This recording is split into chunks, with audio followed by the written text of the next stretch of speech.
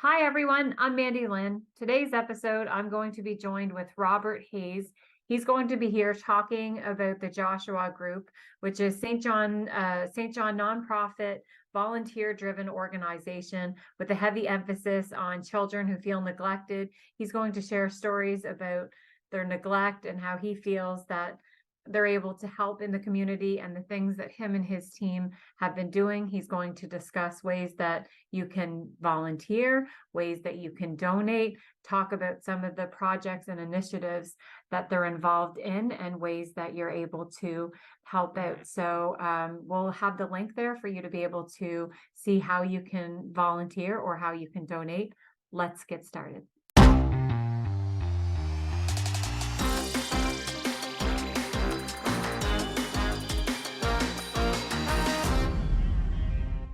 Hi, how are you? Good, thanks. Thank you so much for joining me today. It's nice to see you. Yeah, you too. So, for all the folks that are watching right now, who are you? I'm a nobody. No, my name is Bobby Hayes. I'm a volunteer at the Joshua Group. Okay, so I want to thank you so much for taking the time to join us today. I love everything that your organization Charity does, and I wanted to talk to you about some of those things, and then how folks can donate, what your cause is, and what got you started. So first off, for the folks out there that don't know, what is the Joshua Group? The Joshua Group, I guess a little over 30 years ago, I got involved with kids in the inner city and seen a need, I guess, for the children. I grew up in that community, so when I went down there, I seen actually I was working. We were doing water lines down there, and I looked at the kids, and I started talking to them. They were interested. They come over to the hole to see the water spraying, the equipment going, and I got talking to the kids about. And I asked their last names, and I said, "Geez, I know your father. I know your grandfather." And they say, "Oh yeah." And anyway, the couple of days later, we were back down there again, working again. The same kids plus more come over. So I took them all down to a store, George's store, on the famous store down on Sydney and St. James. So I went in and give George $20. I said, "Look, it was a quarter and ice cream." So that was a while ago. So I told the kids, I said, "Get down and get an ice cream." So that I guess that was on, and I started talking to the kids, and I seen how they were dressed, and I seen a real need for just hunger and just poverty. You know, St. John is the highest child poverty in Canada, has been for a long time, and you could see it on these kids. So I got talking to them anyway, and I was working for the city, but I happened to be on a night shift, and one of the parents was uptown that night, and she died of an overdose, a heroin overdose, and just happened that these were some of her kids that I had been talking to, and I end up taking them playing hockey and stuff with them. But the one time I took them to play hockey at a rink, and I was tying a little boy skates, and there were a lot of these kids were fatherless, living in poverty. You know, you could see the lice in their hair, and you know their teeth weren't brushed. Some of them were boys or had girls' shoes on. Some of them no socks, and but anyway, I had 5 pairs of old skates, so we took turns with the skates, putting them on the kids. And this little guy, I remember he had MS, and it was really starting to kick in, and his legs wouldn't bend right, and his speech was being affected, and it was slowly getting a hold of him. But the little guy, and he kept putting his hand on my head, and he pulled my head back, and he said, looked at me, and he said, so sincere, he said, "Bob, I can't skate." I said, "Well, we'll figure this out." Anyway, and I kept tying the skate, and this little girl come over that I knew and put her head on my knee and started to cry. And she said, "Bobby," she said, "my mom's dead. I have no father. They shaved my head because I got lice." And she said, "Life isn't very good." I done it. But anyway, I started getting involved with them, and knew nothing about churches or any organizations or anything. I grew up in the South End, you know, standing on a street corner looking for something to do, and it wasn't always good. And I knew about having nobody, but you know, I had a mom and dad, but my grandfather was really special to me. But when I talk about my grandfather to these kids later on, but I end up being really good friends with this family, and over the years, and still am. And I watched them grow up living in poverty and hardships, and not having any money, no support, really no one, not a lot of people bothering with them or giving them anything. So I went around scrounging, bagging, bumming. I collected bottles out of ditches, asked people. One Christmas, I remember going around, and I went to this one house and they had nothing for Christmas. I went around to people that I had bumped into and asked, I said, look, would you have an extra apple pie for Christmas or some ice cream or any old decorations? And we got a tree and stuff. And that was just one family. And it was, poverty is bad, especially when you see it, in the eyes of a child, and a child will look to you, and when you would tell them, once you say, I can help you, boom, everything changes. And they look to you for support and help. And a lot of times you don't have to give them anything. It's just to be there for someone that has no dad. Can you imagine living in poverty, having no father? Mom's life isn't very good. There's nothing to eat. And a lot of the kids like this are getting bullied and beat. They're not dressed very good. Don't have too many friends. And a lot of people don't take notice of them. But they're the ones that really stood out with me. So, geez, it was no time at all. It was just grew that, look, I come see Bobby. So I started going down in the South End Park, and I I went and got another job. I worked for the city, but I went and got another job doing lawns and digging ditch, anything I could do to make a buck, to buy groceries to these kids. And I bought them brand new bicycles, scooters, and I went to dollar store, and I'd get down and make it a fun day for a kid. And I remember some days being discouraged about trying so hard, and it was like I was failing. I remember going down my basement and sitting on my couch away from my family, and tears run down your face, saying, why can't I even get a quart of milk for these kids? They have nothing, and no one seems to want to help them. So, you can sulk all you want, but you got to do something. So I get up and I went down, and I was able to get a few more dollars. I went in a lot of debt with these guys, but I didn't care what I had to do to go to the bank or use your Visa to buy groceries, to get lice medicine. At some point, some of the parents were shaving the little girl's head. I was out. I did jail visitations there for a while with a friend of mine, Wendell Jones, and I remember one Sunday morning I would gather all the kids. I know I'm jumping around all over, but I would go to the jails and do visitations on Sunday mornings. And I remember I come back, and this one little girl, her and her brother, her mom was a prostitute. And I went and banged on the door, and she said, I said, I'm sorry I'm late, sweetheart. And she said, well, that's all right, Bobby. So anyway, she started to come out, and she took her hat off, and her mother had shaved her head because she had lice and little freckles and dark eyes. And she said, Bobby, they shaved my head because I got cooties. And I said, well, sweetheart, you know what? That's the nicest hat that I've ever seen. And I remember holding my two little fingers and walking down the stairs, and her mother and I had bought her, this little girl, a new pair of shoes. Anyway, she held my hand walking down the stairs, and her mother hollered out to her. She said, you little whore. She said, don't you wear them shoes that are in the hall. Anyway, and she looked at me with sad eyes, and I said, sweetheart, you're the one of the most beautiful kids.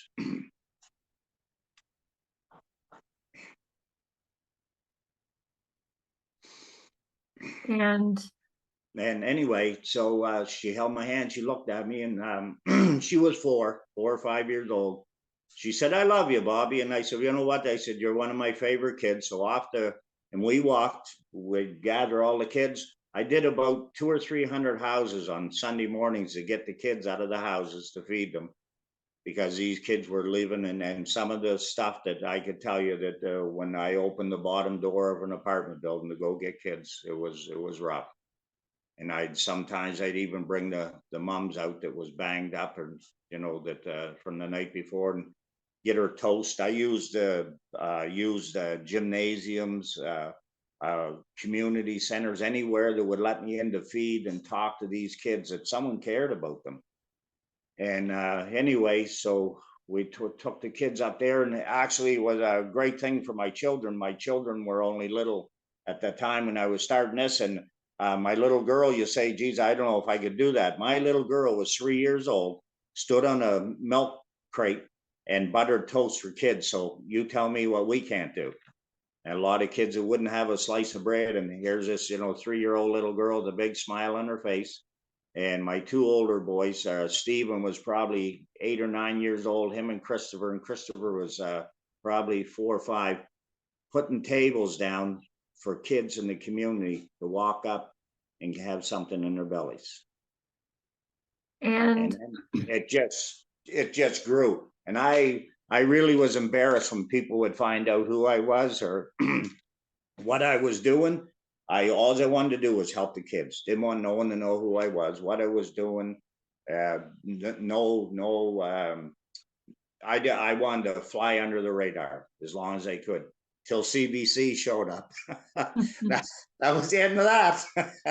but and thank you so much for that, and thank you for everything you do. So I'm a huge fan of your organization. I know that it's, you're not government funded, that you're volunteer based, everything, one of the very few places that are. But I think in terms of flying under the radar, there's that, but it's also good for people to know who you are, so that folks that want to volunteer and help give to your organization, as you know, right now, which is relying on kind people like yourself in the community. Yeah. So, yeah. And if we could, what would really motivate you is going down and a 12-year-old kid standing there with no father, living in poverty, and it's their birthday, and tears run down their face saying, Bobby, I'm 12 years old. No one even knows. And I said, I know. And I said, I got a birthday cake in the front seat, your present's in the back, and I'm here to take you out for your birthday. Everything changes. And so I have to start from the beginning. So I guess, does it go back to the store where you felt like you devote a lot of time, and what got you started with doing this, and where do you get your immense drive from? As far as the store, I seen the thrift stores. I seen them around, and I said, geez, these guys are making a lot of money, and these kids aren't seeing it. I didn't see any of these kids. There's a lot of things that go on that don't reach these kids. And I when I say these kids, you and I could have been one of them. But when I say these kids, these kids they need help, and they're looking for somebody. And then, but anyway, when I say these kids, we started a thrift store, and me and the kids and I went around and started gathering clothes and anything we could get. And we opened our first thrift store. I have no business concept or any to do that stuff, and it was the kids and I. And of course, I have a board behind me, but the kids and I were out there at night getting clothes and gathering and sorting, putting them on hangers. We had a store on Charlotte Street, was our first one, and they broke into our store and smashed and anything that was good that they stole. And eventually we moved out of there and we went to Union Street. So, we all know about the drugs and the problems in the city where they were coming in and they were stealing the stuff out of the store. How do you do it? So anyway, we end up on Bayside Drive, and a lot of people come on board and helping us, like the stuff that we had. Like when someone gives a store something, the kids are first. If they need shoes, that the kids are all shoed up and clothed up, and the rest goes over to our For the Kids thrift store. That's a neat name, isn't it? For the Kids thrift store. I've been to that store. I've been to that store and given, yes, it's a good. And we and Catherine's doing a fantastic job over there, and we have the board, which we have Sharon is on the board. She does a great job on our books and stuff, so making sure. I'm terrible at books. I love kids, but the book work, paperwork, emails, none of that. That's just. But Sharon does a really good job. In saying that, we started the thrift store, and the kids were sorting clothes, putting them on hangers, looking after other kids. We go out at night and go through garbage bags and sort them out in the store. And then people started calling saying, Bob, I got this, I got that. So then we started, and then they wore my truck right out. I wore my truck right out. So anyway, the community, as you know, the truck and trailer that we had now, and then Costco's jumped on board with food. So that was a big struggle, was trying to feed kids. So in some weeks, we end up seeing 1,000 families out of the back of that trailer going around this city. Over 1,000 families and children coming up to get off this truck, especially with the rents and stuff now. But anyway, getting back to the kids. So, and it taught the kids to give back, and they were so happy. Said, you know, Bobby, so-and-so needs a pair of sneakers. I say, okay, we go through the racks and get a pair of sneakers. And we've had a lot of fun at it too. And it's, there's always something good comes out of it. There was one little guy in particular. He said, Bob, I got no pants. And he was a jokester. And I said, you know what? I got a beautiful pair of Michael Jackson pants right here. Oh, and he said, geez, I'll wear them. So he put them on. They were size 1.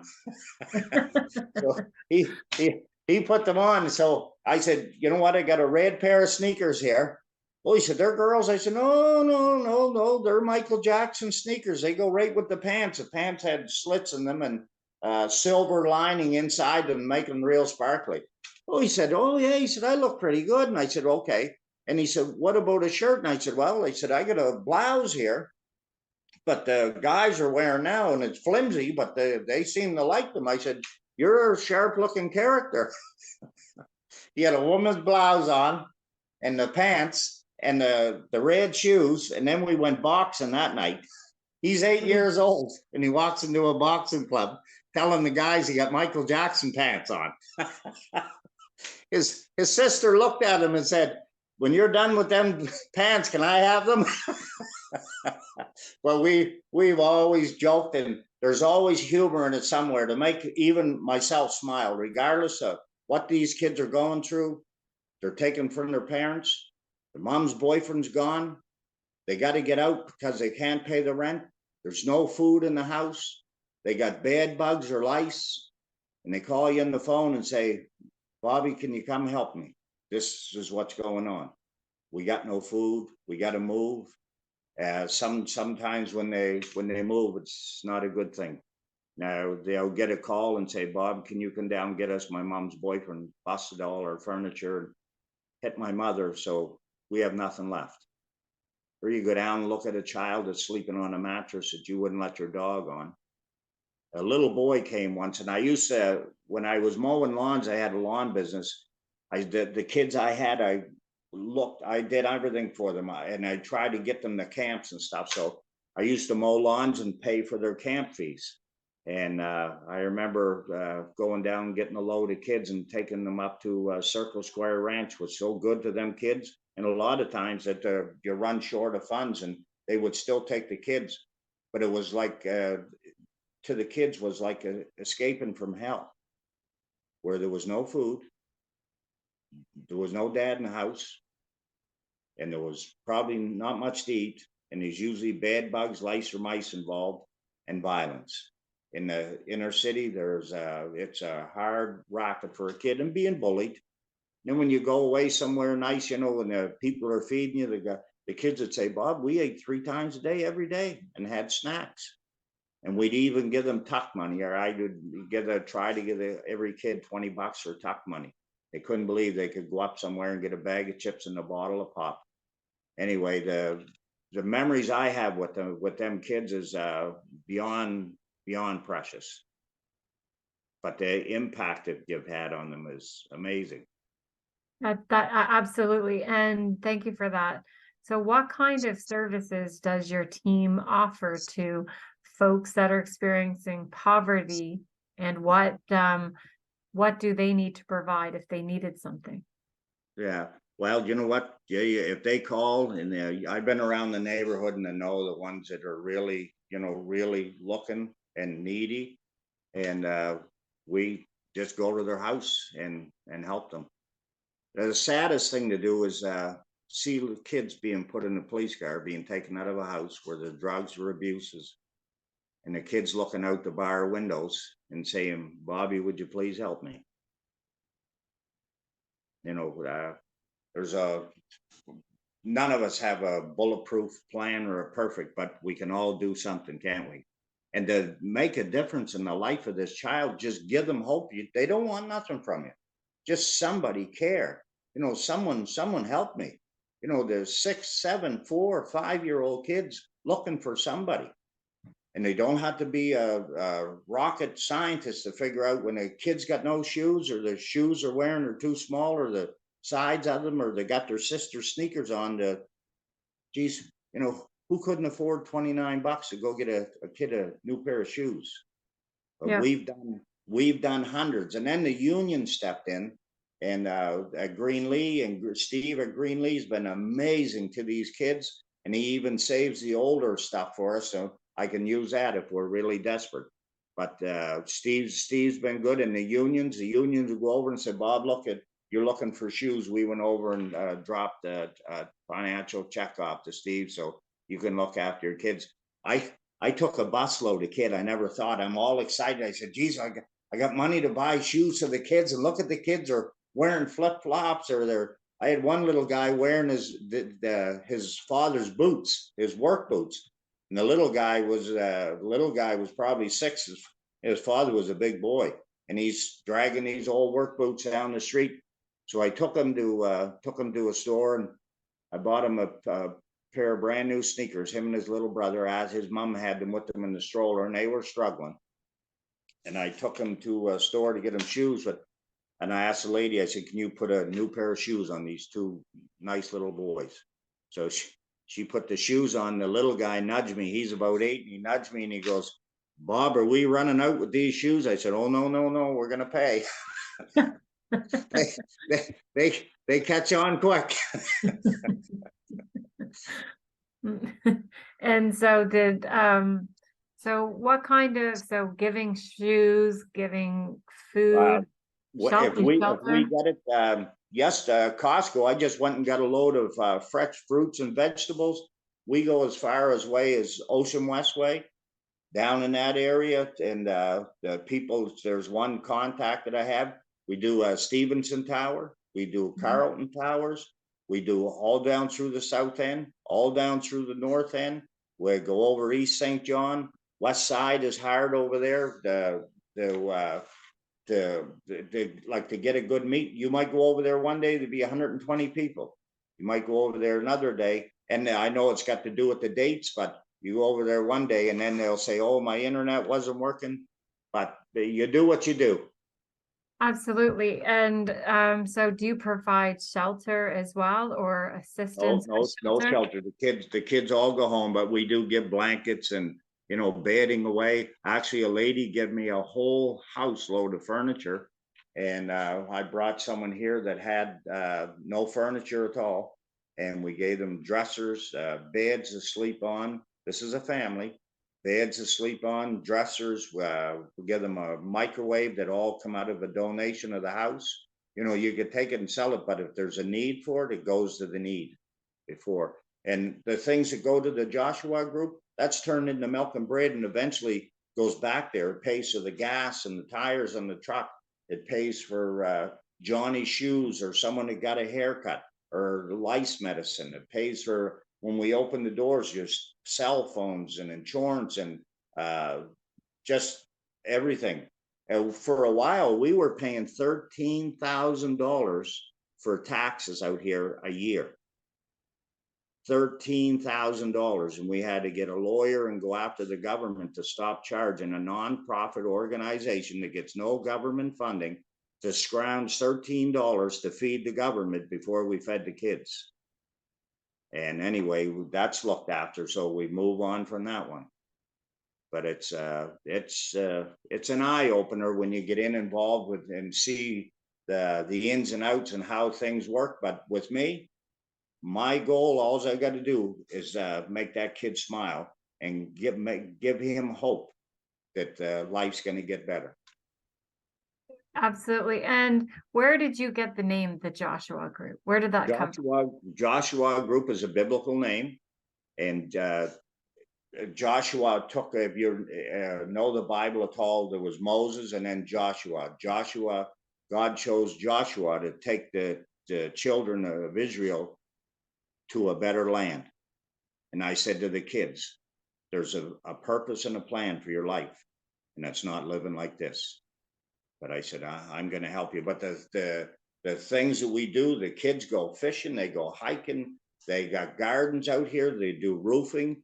I get kids that are older that I know before that have went the wrong way and never finished school because of the home life. And we can all make excuses, but they never finished school for some reason or other. So Cooper Reynolds gives me equipment, and I teach the older, the youth, like 18, 17, 18, 19, and a little older, to run equipment, excavators, skid steers, to give them some experience on equipment, for employment. Geez, who wouldn't love to, who wouldn't love to learn how to drive a piece of equipment that you could pretty much go out tomorrow and get a job with? When we had the school bus, there was fathers that said, geez, Bob, I wish I could. And I said, you know what? I'll teach you right here in the yard how to drive a school bus and do your air brakes. And them men have gone home with a license, fed their children, bought their kids new clothes. This is just because someone took a time to show them about how to run a bus. And then they got jobs, and they went and looked after their families.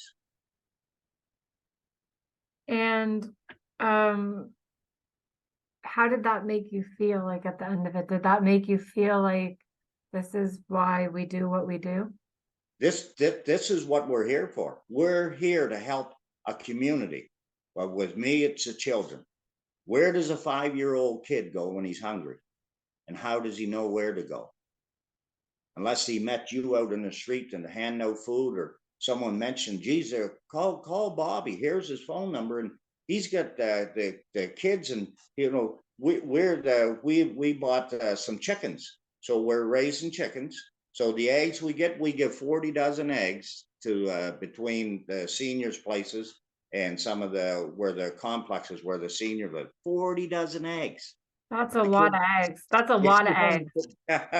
But the neat thing is the kids come here, they got a garden, they look after the property, they mow lawns, they're learning how to do roofs, change tires, fix bikes, do plumbing, roofing.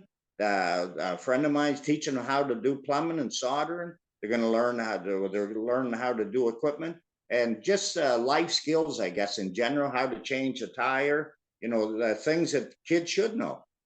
Yeah, absolutely. And so I want to talk to you a little bit more on the poverty portion, back to the poverty kids experiencing it. So you have a truck and your team, and will you go and check in on the folks as well? Like, will you do regular checkup calls? Like, what can you talk me through, like, what you do in terms of that? So what we know so far is that your team identifies and knows most of the folks that are at need right now, which is great. And you're a point of contact, so somebody's able to reach out to you, or a member from your team, to be able to help with that. But yeah, talk me through like the check-in process of somebody that's received help. Like today, I'm going to an area, so I'll go on Facebook. I'll post a post and say, hey, it's Bobby from the Joshua group. This is what I got, and this is where I'm going today. I'm going to be there at a certain time. I don't care if you live in Nova Scotia. If you're hungry, I'll see you there. And we give till, to make sure everybody's got something to eat. And when this first started, so of course, if you're hungry, and someone says, geez, get a hold of Bobby at the Joshua group, you're down on groceries, or, need blankets or bed, or if you're looking for a mattress, or you're looking for help, or, if your kid's interested in, yesterday, we had a bunch of them out here fixing bikes, and they'll say, geez, so the word gets around quick, boys, that you're helping the kids. And we were doing, before COVID, we did 14,000 meals out of the back of the truck during COVID. Wow. 14,000 meals. So Tipsy Tomato jumped right on board. and there was a team, a crew went up with him and with us, and we went in and he cooked the pizzas. The pizza come out, and the kids, all the kids are involved in everything. So the kids put the pizzas in a container. The container went in. A granola bar went in. A chocolate milk or a juice went in, and a treat, a bag of chips and stuff. And then we bagged them all up, load them on the trailer, and I tell the kids that I'm coming, and away we went. So we would go where the a high number of children would be, and the high risk kids, and we would go down and start handing out food and pizzas. And the sad thing is, sometimes I'd have to sit on the back of the trailer with some of the kids so their parent didn't take the food from them. What do you mean, take the food from them? Well, they'd say, bring that meal in the house. The kid would sit out on the doorstep while the parent in the house or whoever's babysitting would take their meal. So you made sure that they got their food with you and on the ate. trailer, we're gonna Yeah. have a lunch. Yeah. Yeah. And Costco's has been amazing, unbelievable. That to think one organization, such as themselves, would be so compassionate towards the kids. And out back, when I'd go somewhere and ask someone, a lot of times I felt like a bum. They'd say, "Oh, he's back," or something like that. Not them. I go up to the back of that door and put that in a big smile. Here you go, Bob. They yesterday I got a whole pallet of chocolates. Went around. What make a kid smile any more than a bag of chocolates? Oh yeah, that's a good one.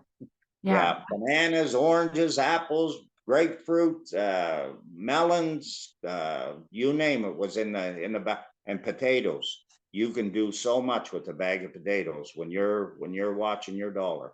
And then a lot of times when the families will come, and I'll have freezies on the back to give the kids. Once the kids are all good, then I give them out to the adults. But it's the kids, eh? It's that lost look that there's no hope anymore. A few years ago, there was a little guy, and his dad had left them, the 5 or 6 kids. And I remember looking at the oldest boy would have been probably 6 or 7 at that time, maybe 8 years old, if that. And he was sitting on a curb and his head down, and he kept tossing a rock in the air.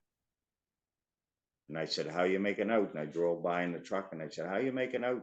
And he just looked at me, and this look like, I got nothing. Nobody.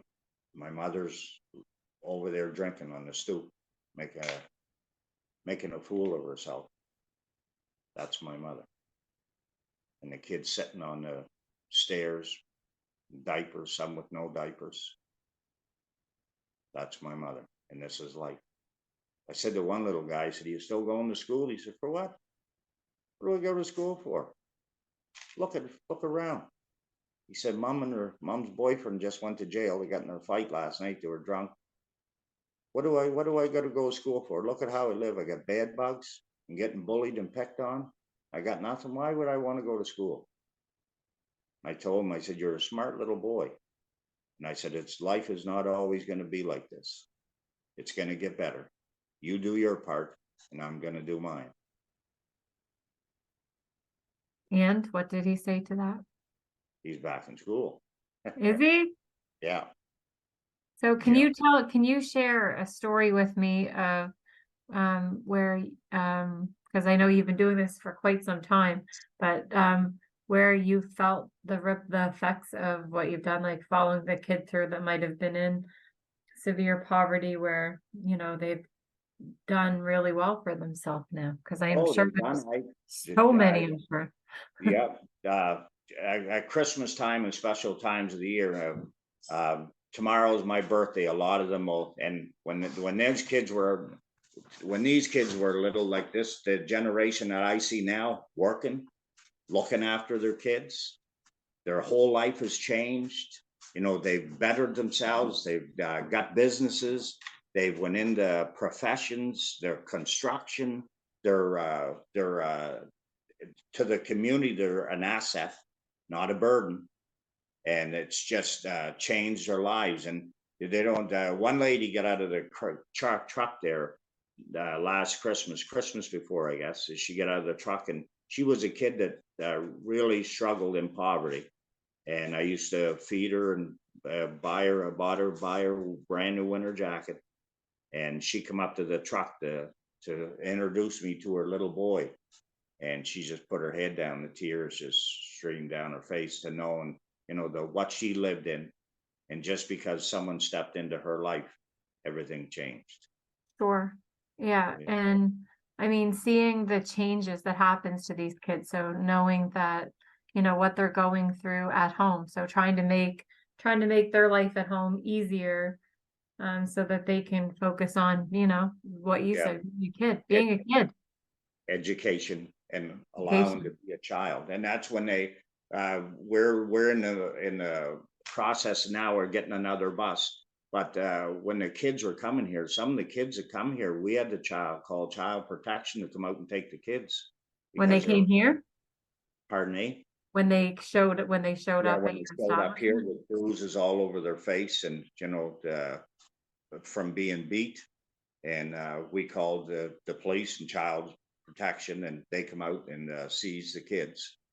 And that's happened a few times. They've called child protection and say this is going on, and you look at this is the child just told me this. But it's at the same time when they take them, their whole world is falling apart. You have a child, even though they're living in poverty, they still want to stay with mom, and if they're lucky, dad's still there. But these kids, when they leave, their whole world's torn apart. Even that they've been abused, their friends are gone.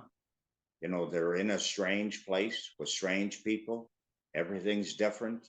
That these people they have no idea who they are now, or taking them to a safer place. But it's everything has changed. But to look in a car and see that, I remember one. I'll tell you one story. It was Easter, and we had given all the kids Easter bunnies and stuff. And anyway, there was a couple. There was a little boy and a little girl, and the mother had stabbed the boyfriend. And when I was taking her home, and the little girl come over and hugged me. She was 5. She come over and hugged me, my arm. I was driving the bus, and she said, "Bobby, please don't let them take me." And she had been taken a few times from the child protection, and it's for the kids' safety. Of The mother course. had stabbed the boyfriend. The The cops were there. mother, the mother stabbed the boyfriend in front of the kids. No, the Or kids the were but with me. And then when we come down the street with the bus, there's the cops putting their mother in the car, and CPS is waiting to take the kids off of the bus. And the little girl's crying. And the little one, the older one, put her head down, and she said, she even ruined Easter.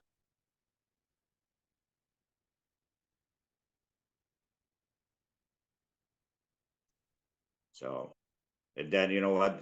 I've had kids up in Grand Bay and are in places where they were staying because they couldn't go home, and I've gone to get them just to make them smile.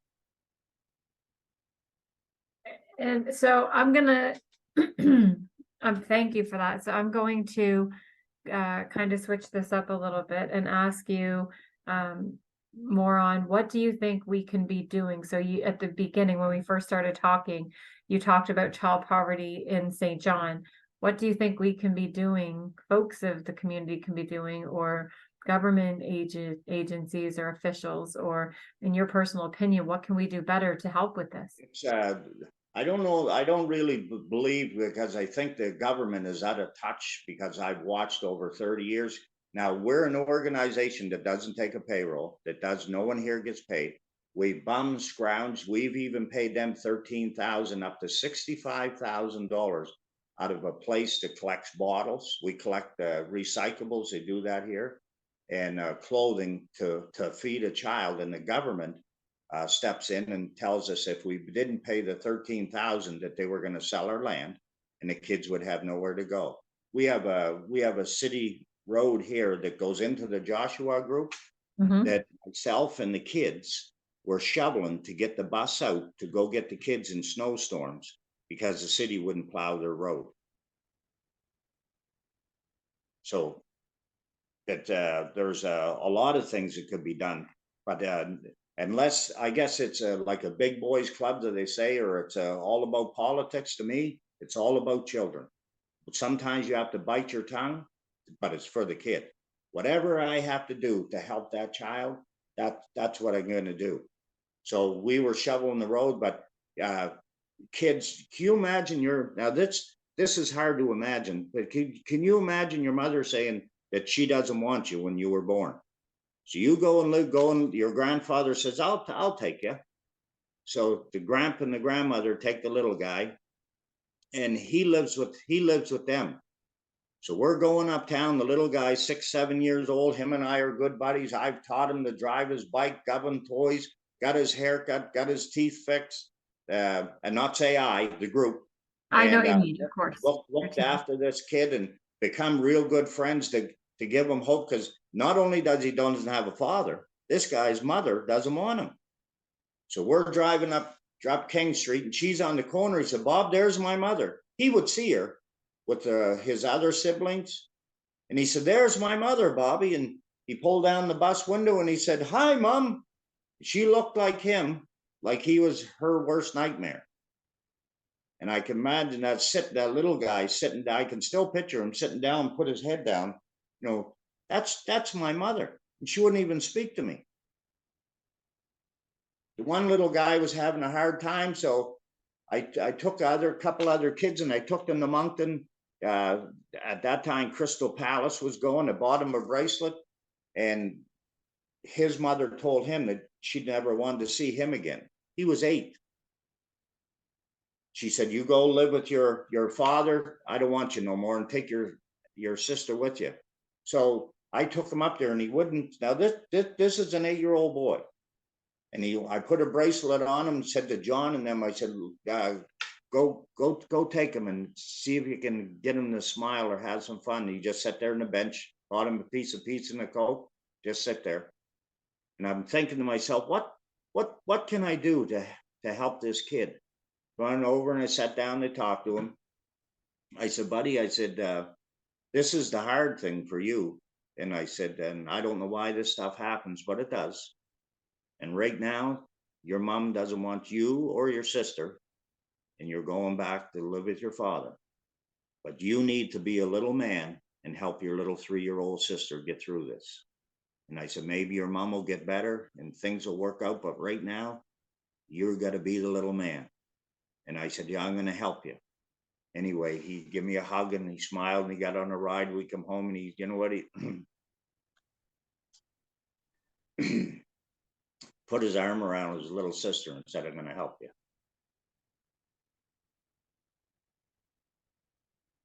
That's here in St. John. But our job is to make them smile. And is this happening a lot? Is that the takeaway? You want folks to know that this is happening more than they think, just because we don't see it or have blinders on? It's poverty. You go into a home where children are, it's sad to say, but children, can you imagine a 6-year-old kid in therapy? I never even heard the word therapy when I was little. We lived in poverty, but nothing like this. Like that, it's a real struggle. So you go into a house and you're looking at a little boy that his father had promised to come get him and's never showed up.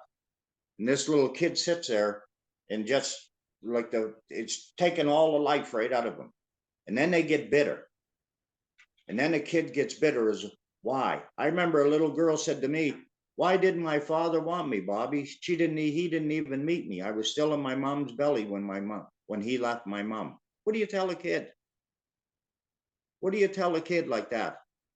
But that's the kids that we go and get and, put on the bus. If it's their birthday, you get them, make a big thing of it. Geez, when we're in the group and it was someone's birthday, the walls would be bouncing, the kids would be jumping, and you're important to us. We want you to come back. I'm going to see you tomorrow. I'm not leaving you. And the rest of us will be here. We're going to have a meal for you. I'm coming to pick you up, and the kids are excited for you to be here.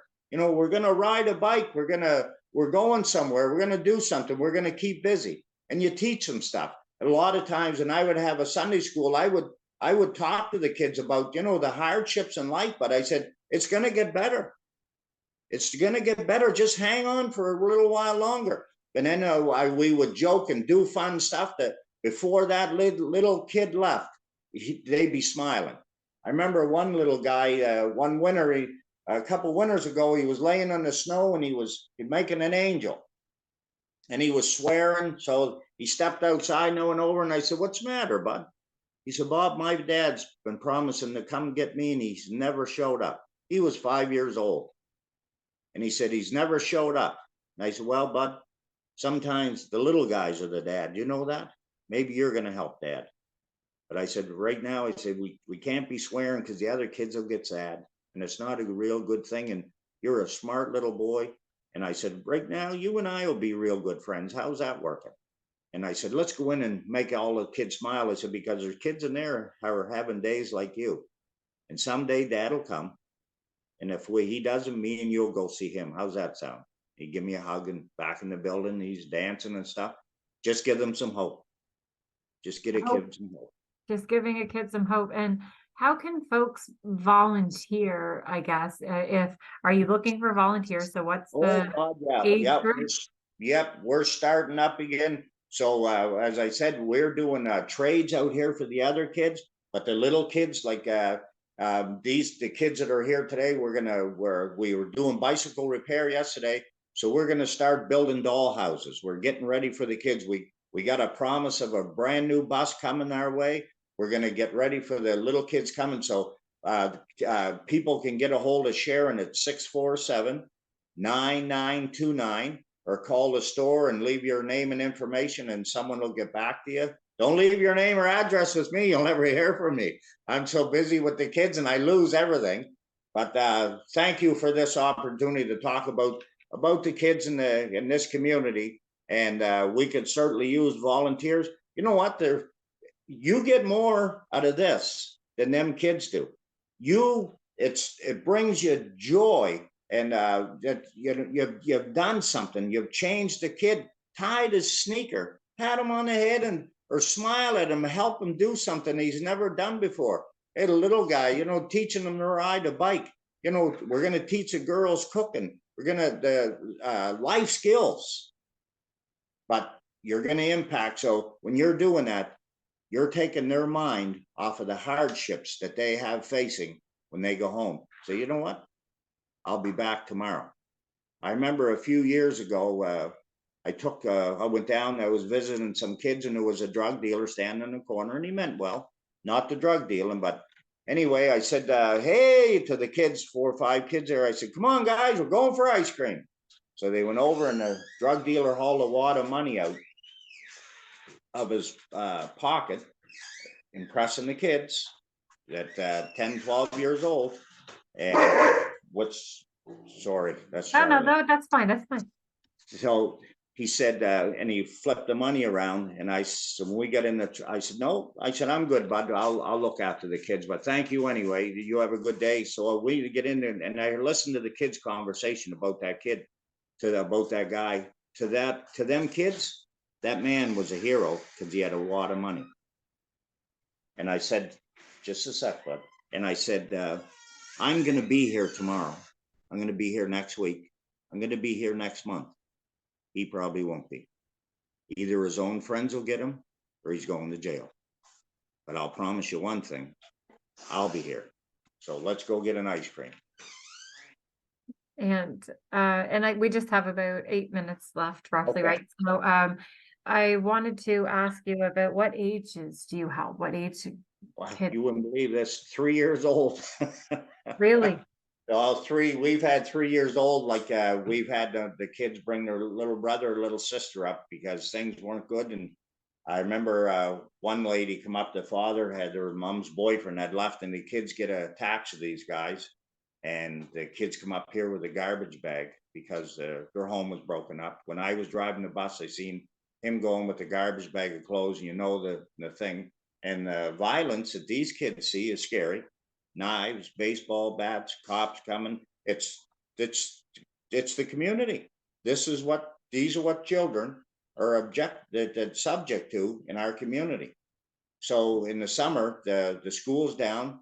So where's the breakfast program?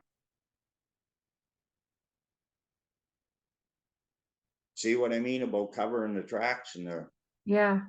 there's, and a lot of these kids, thank God for school breakfast programs. Years ago, I used to stand out on a street corner and hand out granola bars and chocolate milk, and the kids are going to school. They called the cops. The cop come by. He said, "He's good. He's good." But you got to cover your tracks. You got to cover your tracks. And I think, when we're getting back, but getting back to the government, who's going to change a community? The community. When they get together, work together, and help each other, because you'll care more than any government official or any government person ever thought of, and so will I. And you don't have to get paid for it. Just help a kid. If I take stuff down there, so I'll take a bunch of things that I get a lot of extra sleeping bag, and I start to a certain place because I know they're going right through the community. And I'll give extra food to certain people because I know it's going to the seniors. I'll give extra stuff somewhere because I know it's going to a good place and it's going to be distributed. A community can do more for these kids than any program that we have in this city. A community will do it. You have businesses that are jumping on board with the kids in the Joshua group. You have the unions are jumping on. Look at the difference they're making. There's a kid this morning sitting out in the carpenter's class because someone cared. There's a kid that's he's a sheriff today because someone cared. There's someone's an accountant because someone cared. That accountant was a 14-year-old little girl that was put out of her house because she wouldn't have anything to do with her mom's boyfriend. And you know what I mean? She's an accountant because someone cared. A community can do more for these kids than anybody. We'll fix things. Just give us a chance. We have 30 acres out here. The kids, there's a pond down back that they fish in. We teach them how to fish and how to do the hooks and everything. Teach them how to garden. Taught them about the chickens. How about looking after them? How about changing the hay, getting the eggs. How they got to be in the cooler. We're fixing bikes, giving them out to kids in the community. We're taking bikes that are garbage bound, bringing them up here. So then the kids are up here, and the unions had brought machinery out here. Their kids were welding, not little kids, like 12, 15 years old, were welding. They were learning about heavy equipment. You know what was coming out of these kids' mouth? I want to be an operator. When I get older, I want to be a heavy equipment operator. When I get older, I want to be a welder. When I get out of school, I want to be a carpenter. I want to start doing carpenter work. I'll tell you a funny story. A few years ago, I had built this. I had extra wood, so I built a dollhouse for the little girls. They called it their tea house. And then these little girls are precious when they come. Anyway, they come and I said, I built you a little tea house, no boys, and I put little furniture in there for it. So it looked like a greenhouse, but anyway, it was made out of cedar. So a couple of the boys decided that they were going to refurbish it. They were going to put a deck on the front and they were going to raise it up a bit. I come out and the whole front's gone off the dollhouse. I said, the girls are going to kill you. And he goes, oh, no, we're going to fix it up. He said, but we got to take the roof off now, or the front part. So anyway, I just let them go. And that's when the unions were out here doing the building. They wanted to be carpenters then because they seen them doing carpenter work and pipe work. They wanted to do it too. So the dollhouse in the end was destroyed and the girls were on the hunt to kill these boys. And is there? Yeah, that was funny. Yeah, I said to one of the kids, I said to John, I said, "Where's the dollhouse? Where's all this? Where's this deck in the front and the porch and the new door? Where's the, oh no, we're not doing that." So I remember the little girls, as soon as they come in and get off the bus, like 6, 7, 8, 10-year-old little girls looking at their dollhouse, all dismantled, all busted to pieces. And John and a couple other kids standing there with a hammer, and the girls are looking at him saying, "I'm going to kill him." But it was funny. But at least they tried. We end up getting another dollhouse. So we're going to, you know what we're going to do? We're going to build a dollhouse and donate it to other charities that children go to, because these kids learn how to read a measuring tape, learn how to use a hammer, learn how to use a handsaw, learn how to draw stuff and make plans. So in life, so you'll either trigger that kid, he'll end motors, we've got engines out here that the kids took every nut, bolt, piston, ring, everything's off it, but they don't know. But at least they're learning. At least they're learning. Absolutely. And I think we just have about 2 minutes left. So very final question is, any other ways folks can help? So where can they drop off donations? Okay, we're on Bayside Drive, down behind Beats and Bites. On the side of the door, you'll see it's called For the Kids Thrift Store, or they can drop it out here at 85 Peacock Lane.